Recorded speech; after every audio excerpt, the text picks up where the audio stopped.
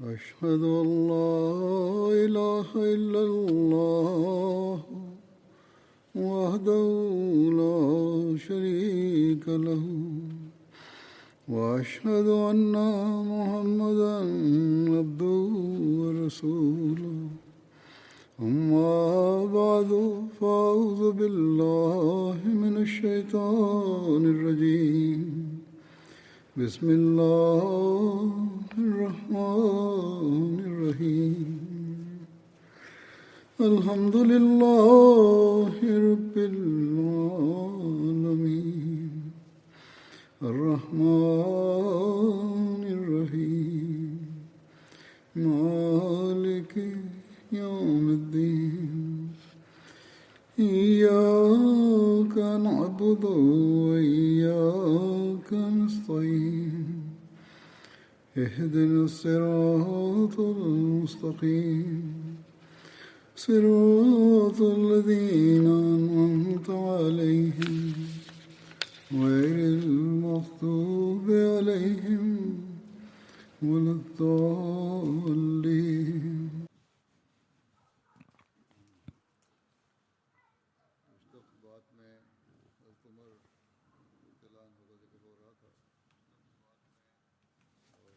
Dans mes précédents sermons, j'évoquais le calife Omar radhiyallahu anhu, ainsi que les ghazwat et les expéditions dans lesquelles il avait participé. Voici quelques faits concernant la ghazwa de Hamraoul Asad.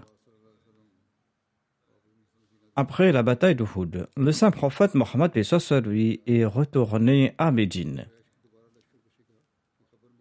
Les mécréants avaient pris la route de la Mecque, mais le saint prophète lui avait reçu la nouvelle du retour de l'armée des Korachites. Sur ce, le saint prophète Mohammed lui est parti à Hamraoul Asad, qui se situe environ 12 km de Médine.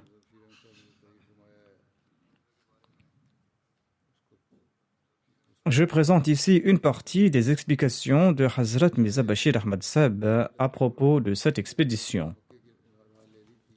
Il déclare que bien que l'armée des Korachites était apparemment retournée à la Mecque après leur semblant de victoire, on craignait que cette manœuvre ne soit un subterfuge pour prendre les musulmans au dépourvu et pour revenir soudainement attaquer Médine.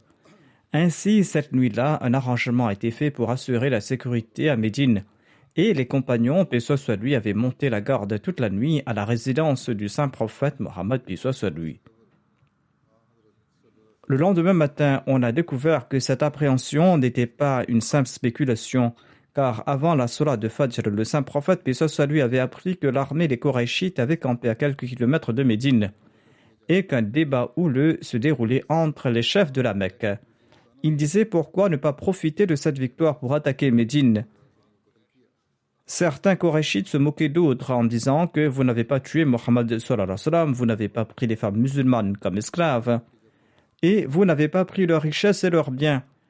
Au lieu de cela, vous avez eu le dessus sur eux, et que quand vous avez eu l'opportunité de les détruire complètement, vous les avez laissés, et vous avez fait un demi-tour, afin qu'ils puissent reprendre leur force.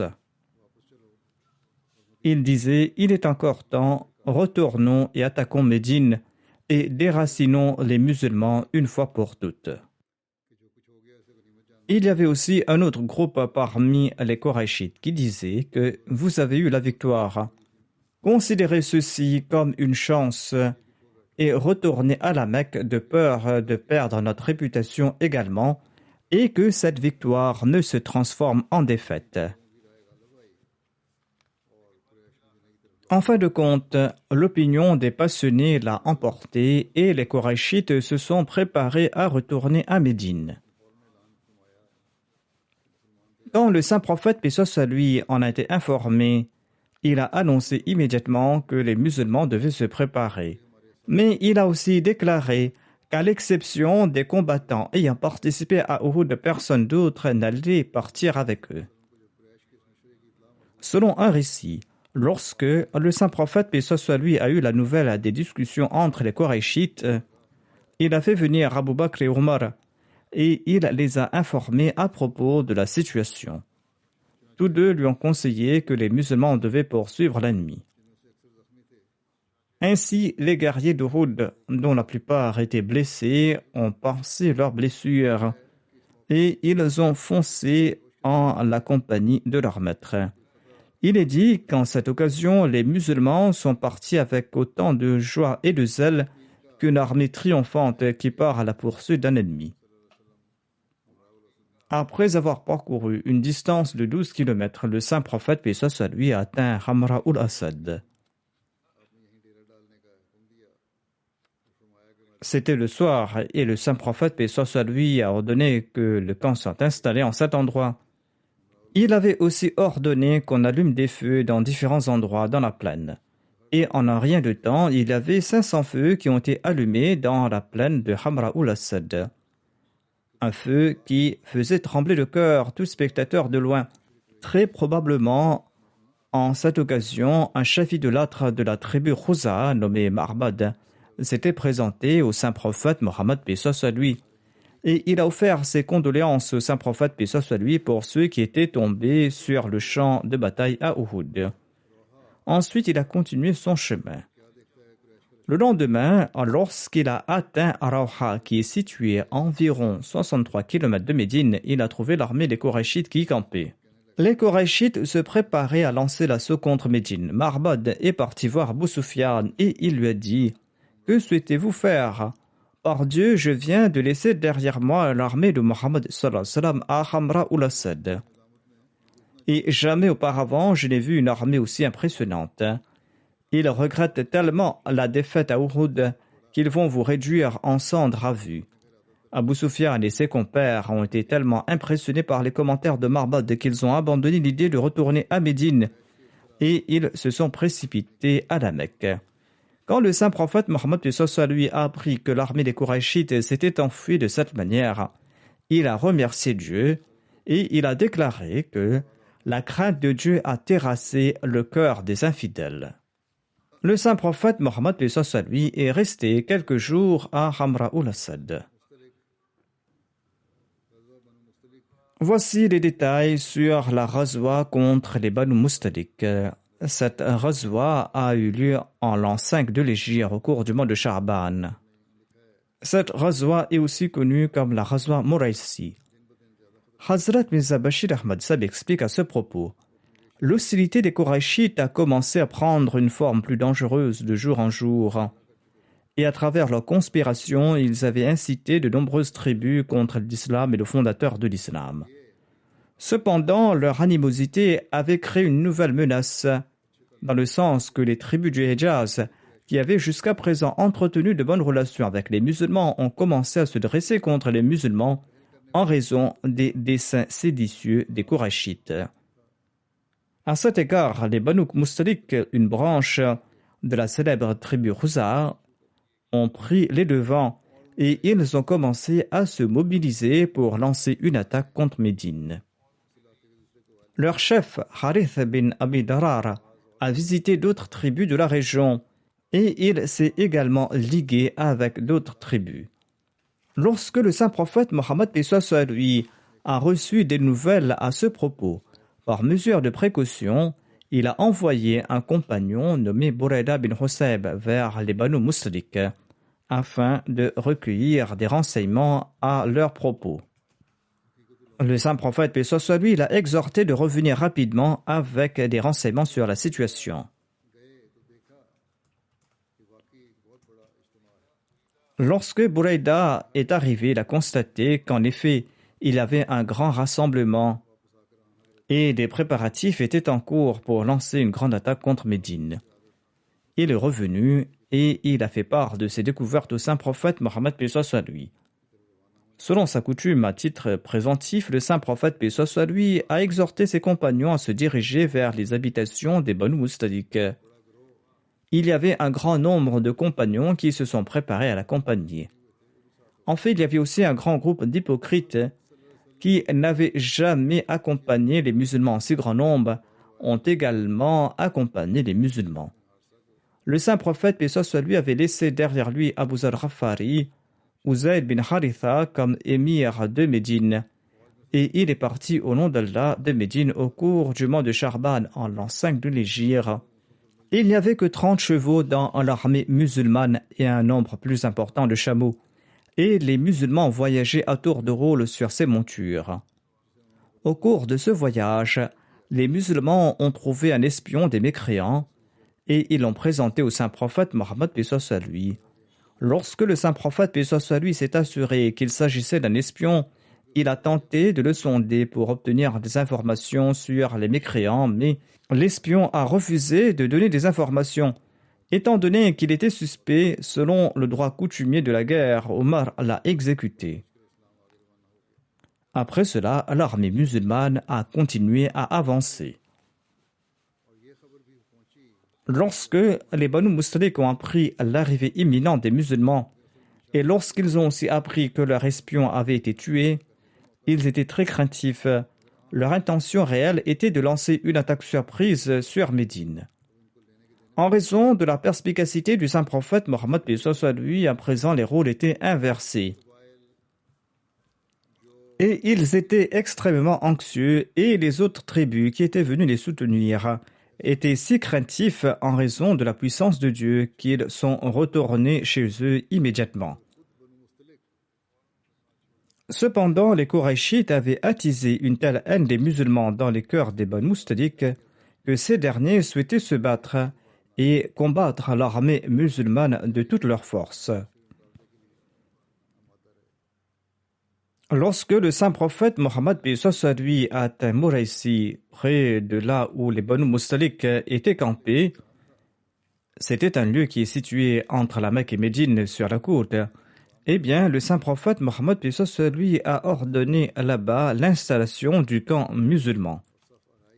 Après avoir organisé les rangs et la distribution des drapeaux, le saint prophète Mohammed paix soit lui a demandé à Omar d'aller de l'avant et d'annoncer aux Banu Mustalik que s'ils mettaient fin à leur inimitié envers l'islam et s'ils acceptaient l'autorité du saint prophète Mohammed paix soit lui, ils recevraient la paix en retour et les musulmans vont retourner chez eux. Cependant, les Banu Mustalik ont refusé catégoriquement et ils se sont préparés à se battre. Et on dit même que la première flèche a été tirée par une personne des Banu Mustalik. Lorsque le saint prophète paix soit lui a été témoin de leur hostilité, il a ordonné aux compagnons de se battre également. Pendant un certain temps, les deux belligérants ont échangé une pluie de flèches, suite à quoi le saint prophète paix soit lui a ordonné aux compagnons de lancer une attaque soudaine. Suite à cet assaut, les mécréants ont perdu du terrain.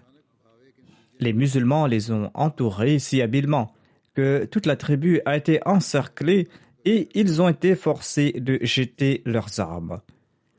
Il n'y avait que 10 victimes parmi les mécréants et une parmi les musulmans lors de cette bataille. Une bataille qui aurait pu prendre une forme dangereuse. Et c'est ainsi que cette bataille a pu prendre fin. Hazrat Mirza Bashir Ahmad Sahib explique dans son ouvrage Sirat Khatamun Nabiyyin que il est aussi essentiel d'ajouter que le recueil d'Al-Bukhari rapporte que le saint prophète Mohammed paix soit lui a attaqué les Banu Mustalik à un moment où il n'était pas au courant de l'arrivée des musulmans et à un moment où ils abreuvaient leurs animaux. Cependant, si l'on y réfléchit, ce récit n'est pas en contradiction avec le récit des historiens. Au contraire, ces deux récits évoquent deux différents moments. C'est-à-dire lorsque l'armée musulmane s'est rapprochée des Banu Mustalik, puisque ces derniers ignoraient que les musulmans s'étaient rapprochés aussi près, même s'ils savaient que l'armée musulmane était sur le point d'arriver, eh bien, ils étaient dans un état de négligence et ils ne s'étaient pas encore organisés. Le récit d'Al-Bukhari fait allusion à cette situation. Cependant, lorsqu'ils ont appris que les musulmans étaient arrivés, eh bien, conformément à leurs préparatifs, ils se sont alignés en bataille et ils se sont préparés à combattre. Les historiens ont fait allusion à ce second état. Et Allama ibn Hajar et d'autres chercheurs ont réconcilié ces deux récits de cette manière. Et cette élucidation semble correcte. Le Sahih Muslim relate un incident qui a eu lieu du retour de la bataille des Banu Mustalik. Jabir bin Abdullah relate que nous étions dans une bataille avec le saint prophète Mohammed paix soit sur lui, et un muhajir participant à la bataille des Banu Musrik a frappé un des Ansar dans le dos. L'Ansari a appelé au Ansar et le muhajir a appelé au muhajir, c'est-à-dire qu'ils ont tous deux appelé leur peuple à l'aide.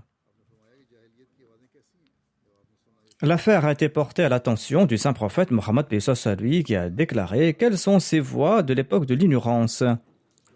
On lui a dit: ô messager d'Allah, l'un des muhajirines a frappé un des Ansar dans le dos.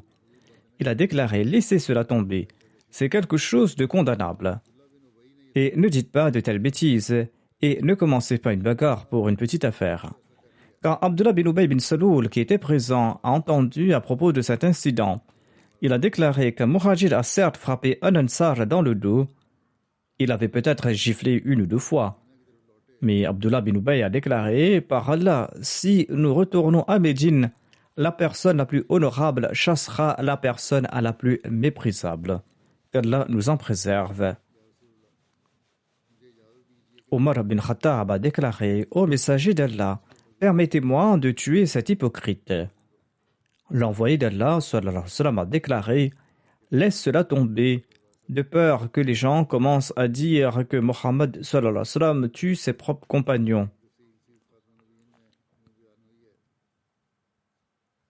Les détails de cet incident ont été mentionnés dans l'ouvrage Sirat Khatamun Nabiyyin.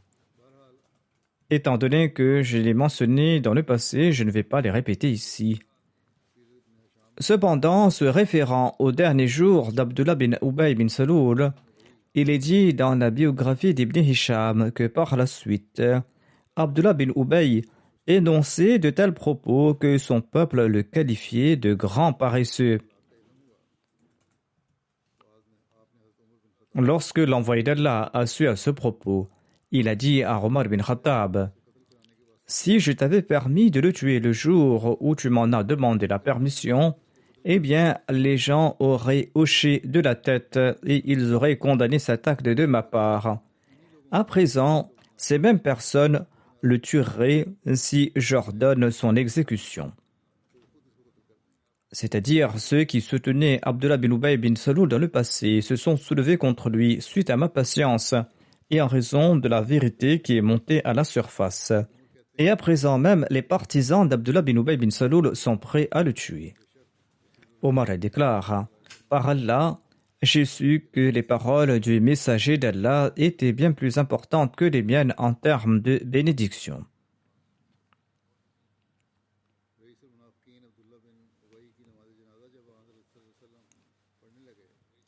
Lorsque l'envoyé d'Allah sallallahu alayhi wa sallam a offert la prière funéraire d'Abdullah bin Ubay bin Saloul, le chef des hypocrites, Omar a déclaré: Allah vous a interdit d'offrir la prière funéraire des hypocrites.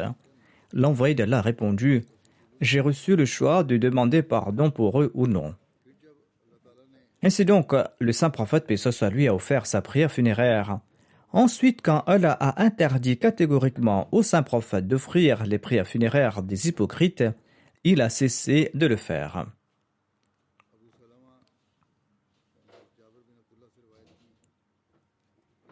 Abu Salama relate de Jabir bin Abdullah qu'Omar bin Khattab est venu après le coucher du soleil le jour de la bataille de Khandak et il a commencé à maudire les mécréants de parmi les Qurayshites. Il a déclaré: ô messager d'Allah, je n'ai même pas pu accomplir la prière d'Asr jusqu'au crépuscule.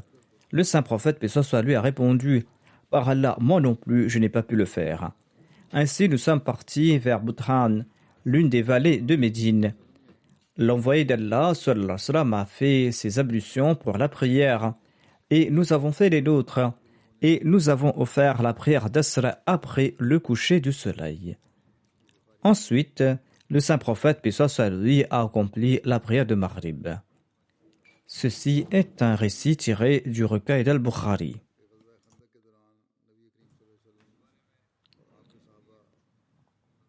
Il y a un débat sur le nombre de prières que le saint prophète Mohammed paix soit sur lui et ses compagnons n'avaient pas pu accomplir à l'heure lors de la bataille du fossé. Il existe divers récits à cet égard. Voici un de ces récits. Jabir relate ceci. Le jour de la bataille du fossé, Omar bin Khattab a commencé à maudire les infidèles et il a déclaré qu'il n'avait pas pu accomplir la prière d'Asr avant le coucher du soleil. Nous sommes partis à Budhan et nous avons accompli une prière après le coucher du soleil. Ensuite, il a accompli la prière de Maghrib. Ce récit est tiré d'Al-Bukhari et selon le premier récit, il est dit que le saint prophète, paix soit lui, les avait accompagnés. Ensuite, Ali relate que le saint prophète Mohammed, paix soit lui, avait déclaré lors de la bataille du fossé qu'Allah remplisse de feu les maisons et les tombes des mécréants. Ils nous ont tenus occupés et nous n'avons pas pu accomplir la prière du milieu, tant et si bien que le soleil s'est couché. Ce récit d'Ali se trouve aussi dans le recueil d'Al-Bukhari. Le père d'Abu Ubaïda bin Abdillah relate ceci. Le jour de la bataille du fossé, les politistes ont empêché le saint prophète, paix soit lui, d'accomplir 4 prières jusqu'à la tombée de la nuit. Le narrateur déclare que le saint prophète, paix soit lui, a demandé à Bilal de lancer l'appel à la prière. Il l'a fait. Ensuite, il a demandé qu'on fasse l'Iqama. Il a accompli la prière de Zohr. Il a demandé qu'on fasse l'Iqama. Il a accompli la prière d'Asr. Ensuite, le prophète d'Allah a demandé qu'on fasse l'Iqama. Il a accompli la prière de Maghrib. Ensuite, il a demandé qu'on fasse l'Iqama et il a accompli la prière d'Isha. Ce récit est tiré de Musnad Ahmad bin Hanbal.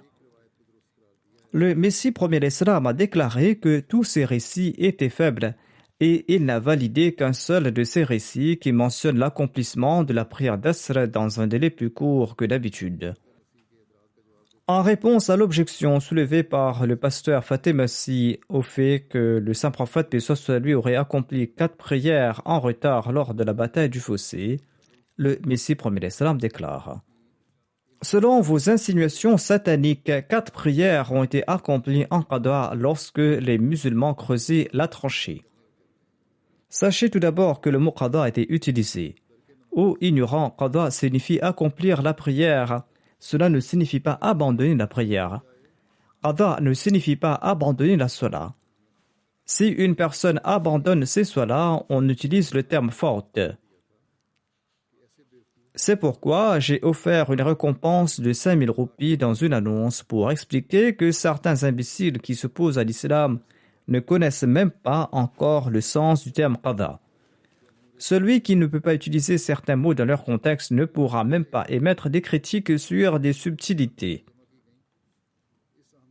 La réponse à cette insinuation que 4 prières ont été combinées en creusant cette tranchée est ceci. Allah déclare qu'il n'y a pas de contrainte en matière de religion. C'est-à-dire que ces préceptes ne sont pas aussi intransigeants au point de causer la destruction de l'homme. C'est pour cette raison que Dieu enjoint de combiner et de raccourcir les prières en cas de nécessité ou lorsque frappent les malheurs. Mais ici, on ne trouve pas mention de hadith authentique sur le fait de combiner 4 salats. Selon le Fathul Bari, l'exégèse du Sahih al-Bukhari, il est dit que seule la prière d'Asr a été effectuée avec un léger retard. En s'adressant à son adversaire, le Messie premier d'Islam a déclaré que si vous étiez devant moi en ce moment, je vous aurais demandé s'il y a des récits affirmant que 4 salats ont été omises ou pas. 4 prières peuvent être combinées selon la charia, c'est-à-dire la prière de Zohr et d'Asr, la prière de Maghrib et d'Isha. Certes, il existe un récit faible, notamment que les salats de Zohr et d'Asr et de Maghrib et d'Isha ont été faites au même moment, mais d'autres hadiths authentiques refutent cela et affirment tout simplement que la prière d'Asr a été faite avec un léger retard. Voici le rôle d'Omar bin Khattab lors du traité de Hudaybiyah. Le saint prophète Mohammed lui avait appelé Omar bin al-Khattab pour l'envoyer à la Mecque afin d'informer les nobles de parmi les Korachites quelles étaient les raisons de la présence du saint prophète Mohammed lui. Omar bin Khattab a déclaré: ô envoyé d'Allah, je crains pour ma vie. Les Korachites sont conscients de mon inimitié envers eux. Ils savent à quel point je leur suis hostile. et je suis dur envers eux, et aucun membre de ma tribu, les Banu Adi bin Qab, ne se trouve à la Mecque pour me protéger. Ainsi donc, Omar bin Khattab a exprimé une certaine appréhension à l'égard de sa visite à la Mecque. Selon un autre récit, Omar bin Khattab a également déclaré, il a dit, ô envoyé d'Allah, si vous le souhaitez, je pourrais m'y rendre. Mais le saint prophète Mohammed lui n'avait rien dit. Omar bin Khattab, eh bien, je vous suggère une personne qui est plus respectée parmi les Koraïchites que ma personne, à savoir Othman bin Affan. Le saint prophète Mohammed lui a convoqué Othman et l'a envoyé auprès d'Abu Sufyan et d'autres nobles des Koraïchites pour les informer que le saint prophète lui n'était pas venu livrer bataille, mais pour accomplir les rites de la Kaaba et pour rendre hommage à la Kaaba. J'ai déjà mentionné ces détails dans le contexte des récits sur Othman bin Affan. Hazrat Mirza Bashir Ahmad Sahib explique à ce propos, quand on consigne les conditions du traité de Hudaybiyah, Abu Jandal, le fils de Suhail bin Amr, qui était l'ambassadeur des Korachites, s'est soudainement frayé un chemin dans cette assemblée, trébuchant dans ses fers et ses menottes. Ce jeune homme avait été emprisonné par des habitants de la Mecque parce qu'il avait embrassé l'islam, et il était soumis à de sévères tourments. Lorsqu'il a appris que le saint prophète Mohammed lui s'était rapproché de la Mecque, eh bien Abu Jandal a pu s'échapper d'une manière ou d'une autre, et il était toujours attaché dans ses fers lorsqu'il a pu tituber jusqu'à Hudaybiyah. Incidemment, il est arrivé au moment où son père lui-même stipulait une condition, notamment que tout homme qui vient chez les musulmans du peuple de la Mecque, même s'il est un musulman, il devra être retourné à la Mecque. Abu Jandal s'est jeté devant les musulmans et il a crié dans une voix emplie d'émotion, « Ô musulmans, je suis soumis à ce tourment tout simplement parce que j'ai accepté l'islam, sauvez-moi pour l'amour de Dieu. » En voyant cela, les musulmans étaient en tourment. Mais Suhail s'est obstiné et il a dit au saint prophète Mohammed lui, conformément à ce traité, c'est la première requête que je vous fais, notamment que vous me retourniez à Abu Jandal. Le saint prophète Mohammed lui a déclaré, le traité n'a pas encore été finalisé. Suhail a répondu, si vous me rendez pas à Abu Jandal, eh bien considérez ce traité comme dissous. Le saint prophète Mohammed lui a dit, laissez cela de côté et accordez-nous Abu Jandal comme un acte de faveur et de gentillesse.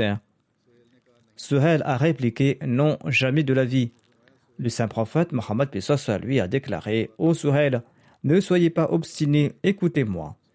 Suhail a répondu, je ne peux pas accepter cette condition. Sur ce, Abu Jandal s'est exclamé de nouveau, ô musulmans, allez-vous retourner votre frère chez les idolâtres après qu'il ait subi des tourments aussi sévères? Il est étrange de noter qu'Abu Jandal n'a pas fait appel au saint prophète Mohammed lui, mais aux musulmans ordinaires. Peut-être était-ce parce qu'il savait qu'indépendamment de la douleur du saint prophète Mohammed lui, il ne permettrait jamais que le traité soit affecté d'une manière préjudiciable. Cependant, il s'attendait à ce que le reste des musulmans, peut-être de leur indignation, trouverait un moyen pour justifier sa liberté, car les clauses du traité étaient toujours en cours de rédaction.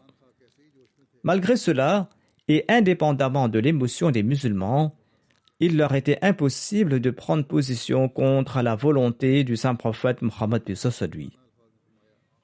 Le saint prophète Mohammed lui est resté silencieux pendant quelque temps. Ensuite, tout ému, il a dit à Abu Jandal, « Ô Abu Jandal, sois patient. Tourne-toi vers Dieu, car c'est lui qui en effet arrangera ta délivrance et celle de tes frères musulmans faibles. À l'heure actuelle, nous sommes liés par nos circonstances, mais nous avons déjà conclu un accord avec le peuple de la Mecque et nous ne pouvons pas violer ce traité. » Les musulmans étaient témoins de cette scène et dans leur indignation religieuse, leurs yeux étaient remplis de rage.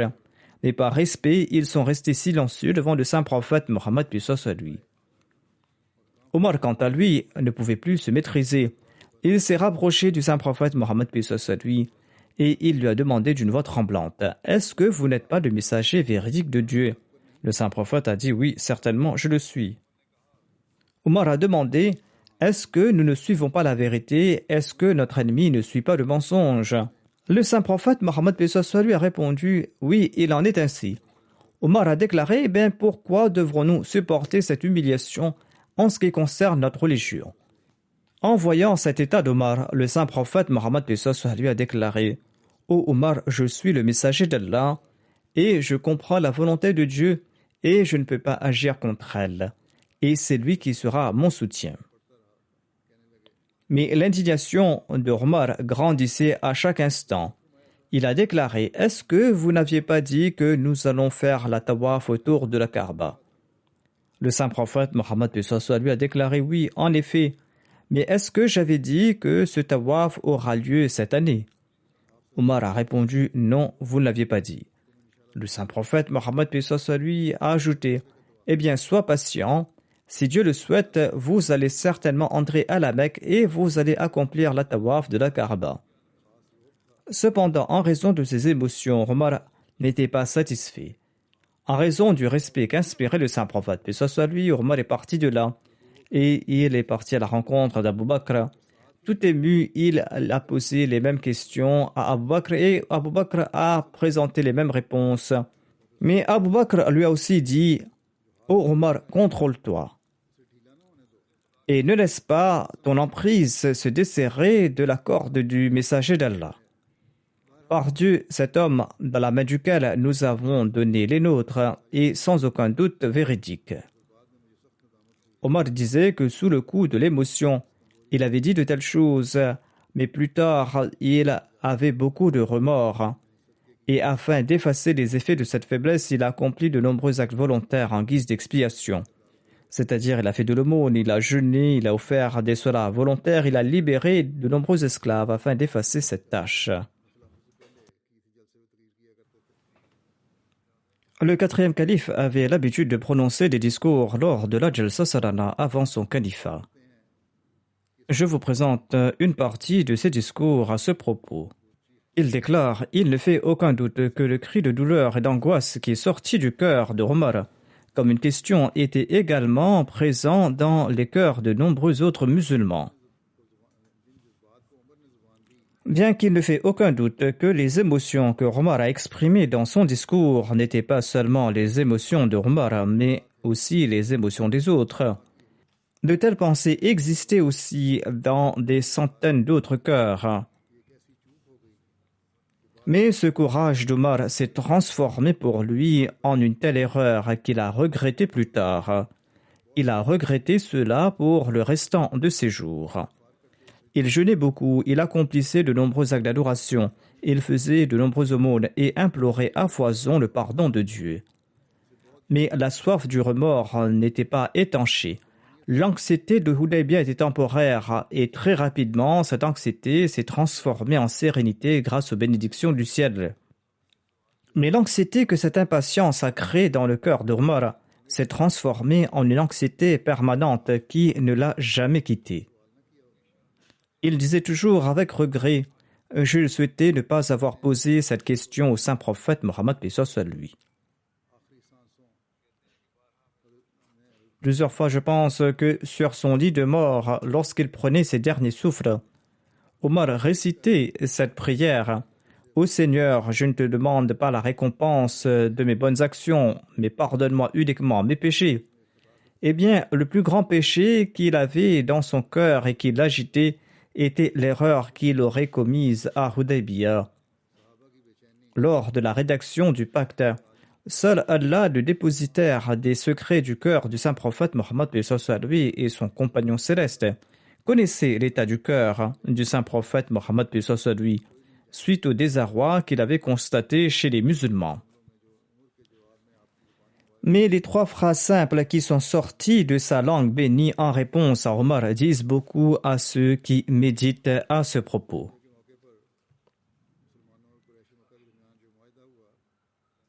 Omar avait aussi signé le pacte de Hudaybiyah conclu entre les musulmans et les polythéistes à la Mecque. Hazrat Mirza Bashir Ahmad Sahib écrit à ce propos: 2 exemplaires de cet accord ont été transcrits et comme témoins, de nombreuses personnes estimées y ont apposé leur signature. De parmi les musulmans, il y avait Abu Bakr, il y avait Omar, il y avait Othman, il y avait Abdurrahman bin Auf, il y avait Sa'ad bin Abi Waqqas et il y avait Abu Ubaida.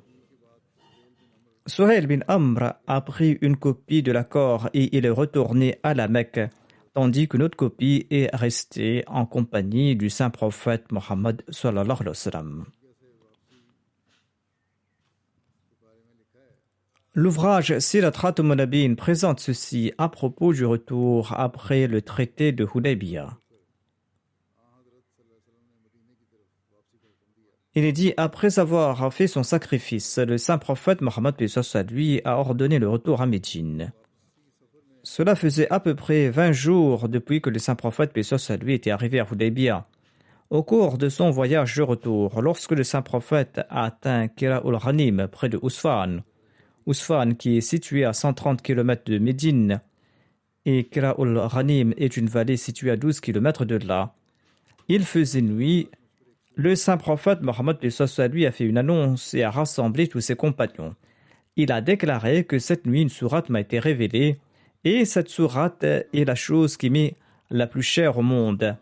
Il s'agit de la sourate Al-Fath et cette sourate se lit ainsi: Inna fatahna laka fathan mubina liyaghfira laka Allahu ma taqaddama min dhanbika wa ma ta'akhkhara ويتم نعمته عليك ويهديك صراطا مستقيما.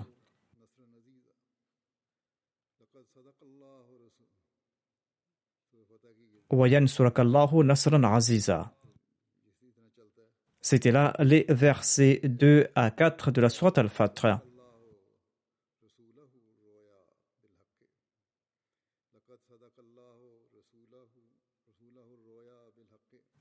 Au verset 28, il est dit: لقد صدق الله رسوله الرؤيا بالحق لتدخلن المسجد الحرام إن شاء الله آمنين محلقين رؤوسكم ومقصرين لا تخافون.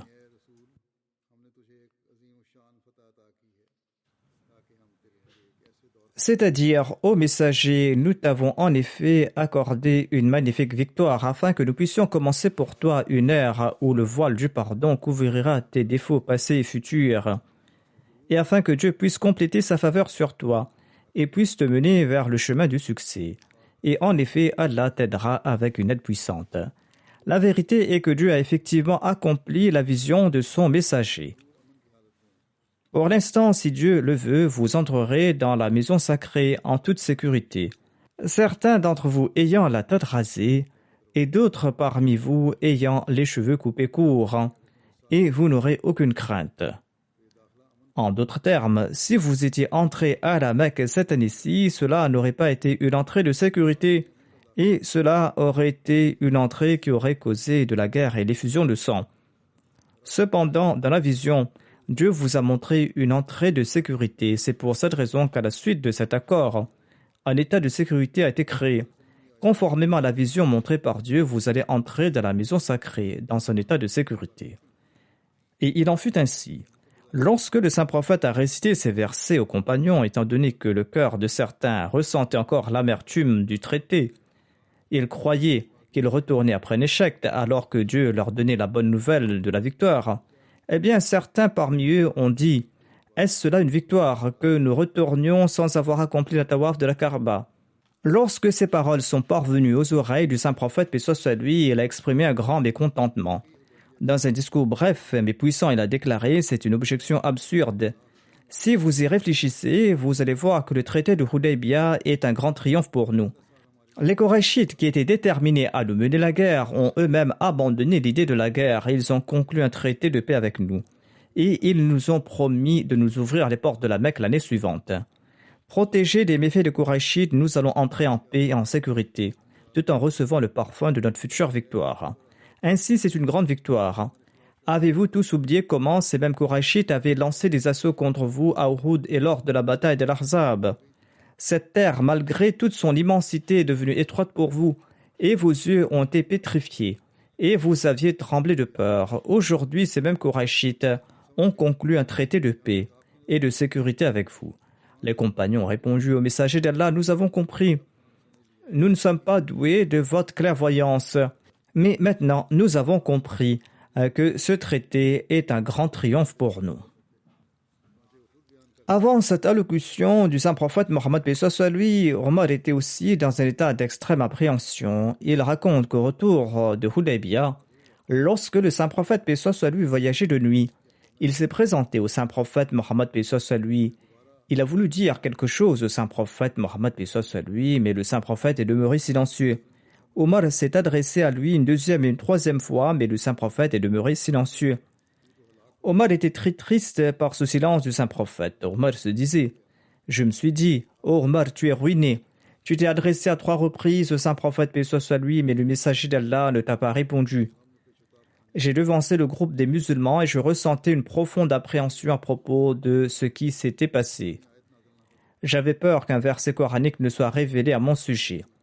Sur ce, un homme a énoncé mon nom et il a déclaré que le messager d'Allah convoque Omar bin Khattab. Je me suis dit, je suis sûr et certain qu'un verset du Saint-Coran a été révélé à mon sujet. Tout perturbé, je me suis présenté au saint prophète Mohammed paix soit lui, je l'ai salué et je me suis tenu à ses côtés. Le saint prophète a déclaré qu'une telle sourate m'a été révélée qui m'est plus chère que toute chose au monde. Ensuite, le saint prophète paix soit lui a récité les versets de la sourate Al-Fath. Omar a demandé au prophète d'Allah, ce traité est-il vraiment une victoire pour l'islam? Le saint prophète a déclaré oui, c'est notre triomphe. Sur ce, Omar était satisfait et il est demeuré silencieux. Ensuite, le saint prophète, paix soit lui, est retourné à Médine. Le musulman Maud radhiyallahu anhu déclare, à l'occasion du traité de paix de Hudaybiyah, le saint prophète, paix soit lui, a conclu une trêve avec les polythéistes de la Mecque. Ceci a causé un tel malaise parmi les musulmans qu'un homme à l'instar de Omar est parti voir le saint prophète paix soit lui et a dit « Ô messager d'Allah, est-ce qu'Allah n'avait-il pas promis que nous allons accomplir la tawaf de la Kaaba ou que l'islam est destiné à sortir victorieux ?» Le saint prophète a dit « Certainement. » Omar a demandé « Bien pourquoi est-ce que nous avons conclu ce pacte si hâtivement ?» Le saint prophète a déclaré « Certes, Allah avait promis que nous ferions la tawaf, mais il n'avait pas dit que nous allions le faire cette année-ci. Je vais mentionner le calife Omar à l'avenir, Inch'Allah. À présent, je vais mentionner quelques personnes décédées récemment dont je vais diriger les prières funéraires. Le premier d'entre eux se nomme Malik Mohammed Yusuf Salim Saeb. Il était responsable du département Zud Nawisi. Il est décédé à l'âge de 86 ans. Inna lillahi wa inna ilayhi raji'un. Il était l'unique Ahmadi de sa famille. Il s'était converti à l'Ahmadi en 1952. Son frère aîné lui avait trouvé un emploi dans les chemins de fer. Mir Hamidullah al-Ahmadi était alors ingénieur en chef. Il recevait le journal Al-Fazr et Mir Hamidullah prêchait aussi le message de l'Ahmadiyya. Après avoir lu le journal Al-Fazr, le défunt est devenu Ahmadi. Lorsque les membres de sa famille l'ont découvert, ils l'ont menacé de mort afin qu'il abandonne l'Ahmadiyya. Mais il a quitté sa maison et il n'a pas abandonné l'Ahmadiyya. Quand le danger a pris de l'ampleur, il a quitté sa maison dans ces conditions des plus périlleuses. Sa mère lui avait dit un jour de se cacher la nuit de ses frères et de partir d'ici et de ne jamais revenir, sinon sa vie sera en danger. Le défunt avait fait sa maîtrise en études islamiques à l'université du Pendjab à Lahore. Ensuite, il est entré à la Jamia Ahmadiyya en 1958. Et après avoir obtenu son diplôme en 1963, il a été posté dans le bureau de l'Iftar avec Malik Saifur Rahman, qui était le mufti. Ensuite, en 1967, le défunt a été transféré au département Zud Nawisi, après le décès de Maulana Mohammad Yaqub Tahir, qui était responsable de ce département. Le troisième calife l'avait nommé à sa place dans le département Zud Nawisi.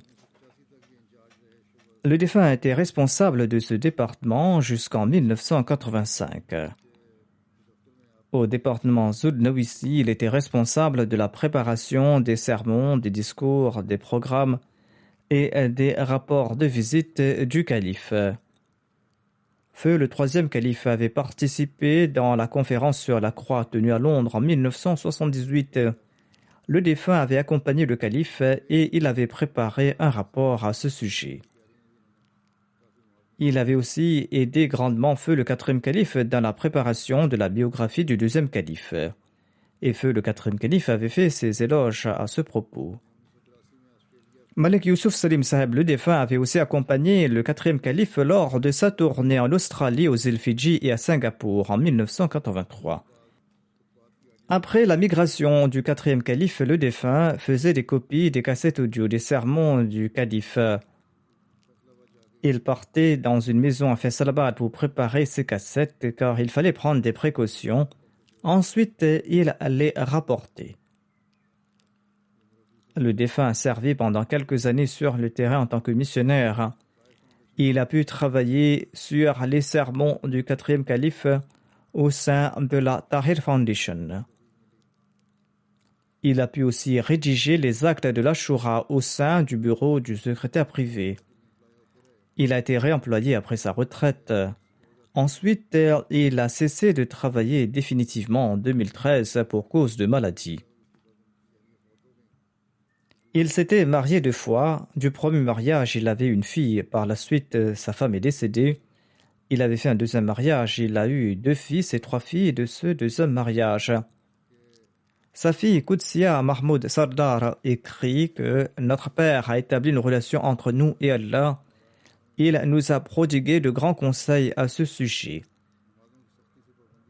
Et il nous enjoignait strictement à accomplir nos prières. Il se mettait en colère quand on priait tardivement et il pleurait beaucoup lors de ses prières de Tahajjud. Il avait l'habitude de réciter une partie du Saint-Coran quotidiennement. Même durant sa maladie, il avait l'habitude de demander si c'était l'heure de la prière ou non. Et il était très inquiet à propos de ses prières. Il nous a inculqué l'amour et l'obéissance à l'égard du califat. Il avait un grand amour pour le califat. Il disait que l'obéissance envers le califat est la seule source de toute bénédiction. Il a enduré de grandes épreuves pour la cause de l'Ahmadiyya. Rachid Tayyab, le secrétaire privé adjoint, déclare: Mirza Salim Saheb était responsable du département Zudnawissi lors du troisième califat. Il a pu servir dans ce département pendant longtemps et il avait l'habitude de consigner les discours, les reportages pour le journal Al-Fazr. Et c'était quelqu'un qui était très responsable et très organisé. Son niveau de langue était également très élevé. Comme je l'ai dit, le défunt a eu l'occasion d'accompagner le troisième calife et le quatrième calife lors de leur tournée en Afrique et en Europe. Il accomplissait son travail avec beaucoup de soin et il avait l'habitude d'écrire chaque mot soigneusement et attentivement en priant pour qu'il n'y ait aucune différence avec le sens original. Même lorsqu'il a pris sa retraite en 2013, s'il y avait des difficultés à préparer le rapport de l'Ashura, quand on appelait au bureau du secrétaire privé, il s'y rendait immédiatement et il disait toujours qu'il se sentait heureux pour pouvoir servir. J'ai toujours la même idée dans ma tête à propos de sa personne. C'était quelqu'un qui était toujours très calme. Il était très passionné pour son travail et il s'était acquitté de son devoir de waqf en toute discrétion. Il n'a pas fait d'exigence et il menait une vie très simple. Qu'Allah lui accorde son pardon et sa grâce et qu'il permette à ses enfants de perpétuer ses bonnes œuvres. Ensuite, la deuxième personne dont je dirigerai la prière funéraire se nomme Shoaib Ahmad Saheb, Waqf Zindagi. Il était le fils de Bashir Ahmad Saheb Kala Afghana, un derviche de Qadian. Il est décédé à l'âge de 56 ans. Inna lillahi wa inna ilayhi raji'un. Le défunt a commencé à servir la communauté à partir de 1987. Il a servi dans différents départements de l'Anjuman Ahmadiyya. Il a servi en tant que travailleur, en tant qu'officier, en tant que nazir. Il était responsable du bureau Oulia de Nazir Betulma, de Nazim Mokfejadid, Nazim Mal, officier de la Jalsa Sarana et Sada de la Khuddam al-Ahmadiyya en Inde. Il a servi pendant plus de 33 ans. Il était lui aussi très régulier dans ses actes d'adoration. Il accomplissait régulièrement ses prières de tahajjud et ses prières nawafil. Et il faisait montre d'un haut niveau d'obéissance envers le califat. Il disait toujours qu'il faut appliquer immédiatement toute directive reçue du calife. Il avait une grande connaissance du Saint-Coran et des écrits du Messie premier d'Islam et des califes de la communauté. Il possédait une grande connaissance religieuse et maîtrisait tous les sujets. C'était quelqu'un de très jovial et de très sociable. Il aimait les gens appartenant à toutes les classes de la société et il prenait grand soin des nécessiteux et de ses subordonnés. À Qadian, toute personne a fait ses éloges. Il est très courageux, il était reconnaissant. Le défunt faisait partie du système d'Al-Wasiya. Il laisse derrière lui son épouse et ses 2 fils. Il était le beau-fils de Jalaluddin Nayar, le président de la Sadr Anjuman Ahmadiyya de Qadian. Rafiq Beg, qui supervise la Baytul Mal Ahmad de Qadian, écrit à son propos que j'ai eu l'opportunité de travailler avec le défunt pendant 18 ans à ses côtés au sein de la Khuddam al-Ahmadiyya de l'Inde et dans le bureau de la Jalsa Salana. Il inspirait les gens qui travaillent avec lui par son exemple. Lors des jours de la Jalsa Salana, il travaillait dans le bureau jusqu'à 3-4 heures du matin et il se souciait du confort des invités.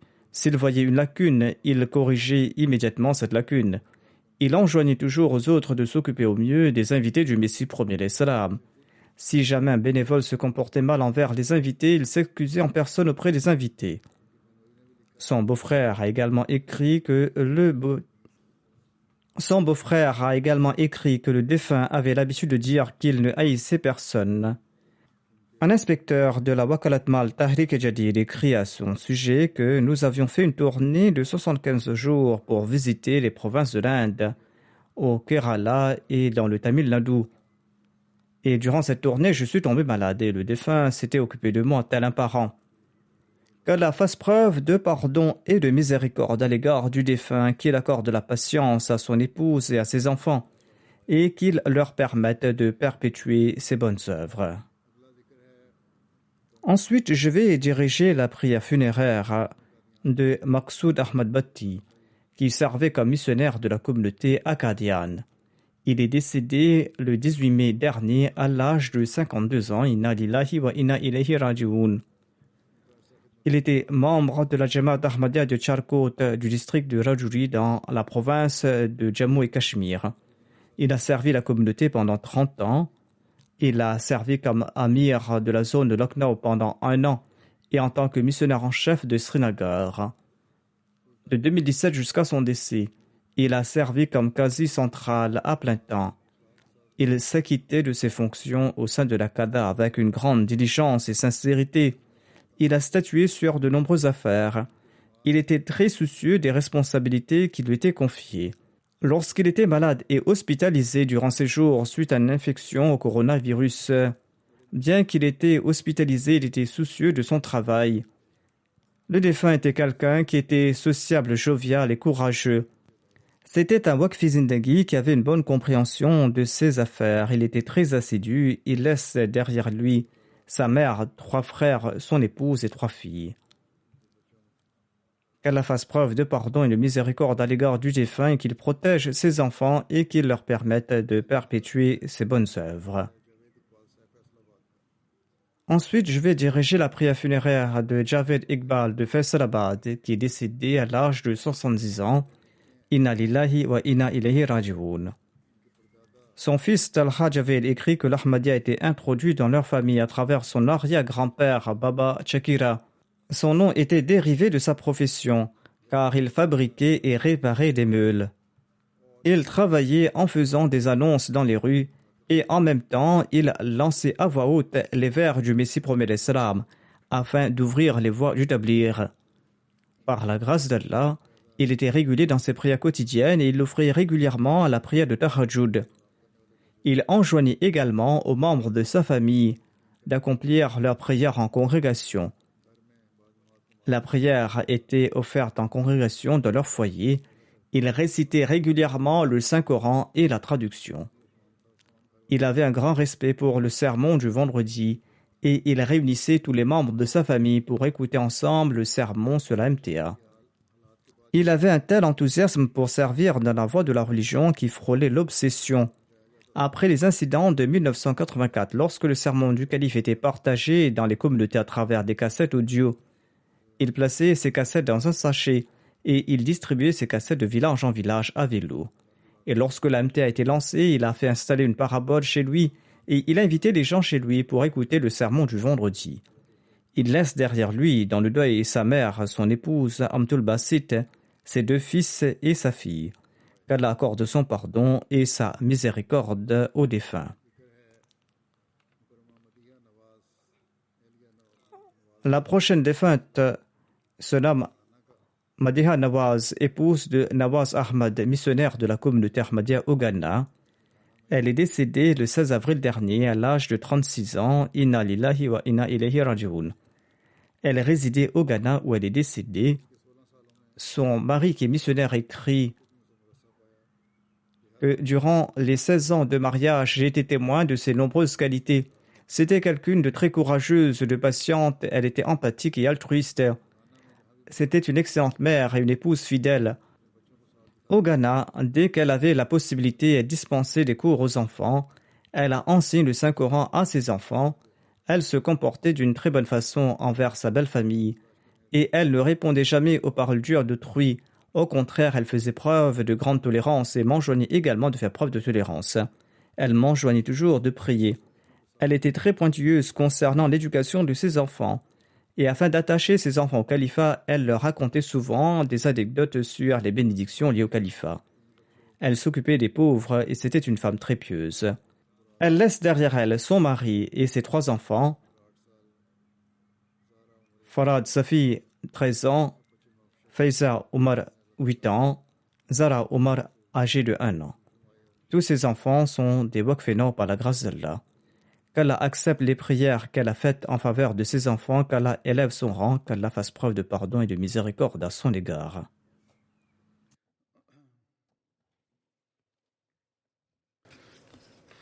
Alhamdulillah, nahmaduhu wa nasta'inuhu wa nastaghfiruhu wa nu'minu bihi wa natawakkalu alayhi.